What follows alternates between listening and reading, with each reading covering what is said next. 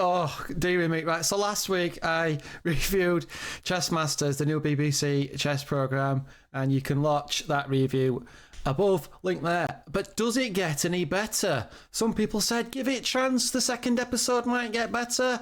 No, it doesn't. Right, it does not get any better. Let's have a look. Let's just have a laugh at this, really. You've got to laugh at it, otherwise it's quite depressing on some levels. So the puzzle last week was about bashing the bishop and getting the bishop out on the table. Very mature, and it was a total loss of getting a decent puzzle out there. Was this puzzle any better? And what are the rules? Okay, rules are simple. When you think you've completed the puzzle, put your hand up and shout, finished. Hand up with, you finished the puzzle. Put your, yeah, I think I can get that. Chess puzzles are a real winner with everybody. Everybody who's into chess loves chess puzzles, right? Are you generally a puzzle fan? Not really, no. Just gotta love this show, haven't you? You just gotta love it. Right, so this week's puzzle was about placing 8 queens on the board so they wasn't in contact with each other. It's more like a geometry puzzle. Your time starts now. Just take your time, make sure that none of the queens are in contact with each other. Don't forget, when you've finished, put your hand up and shout finished. Mind-blowing. Finished. Oh no, I haven't.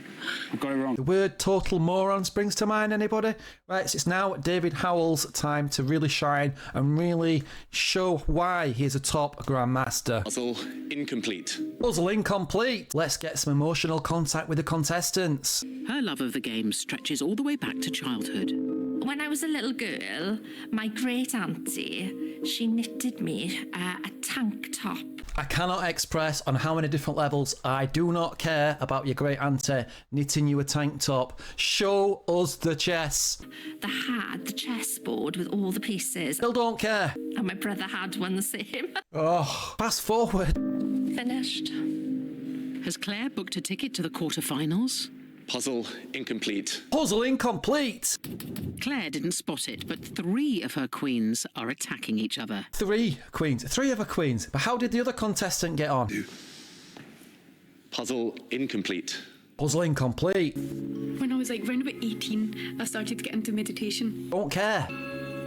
You become one with the board. Still don't care. Don't know how much more of this torture I can actually suffer. But how is Sue getting on? Me, how long I can sit watching other people try and work things out before I just give way to an expressive dance about what I really feel about queens. What does that even mean? Does anybody know what that means? Answers on a postcard. What is this drivel that the BBC think we're interested in this sort of nonsense instead of showing people the chess?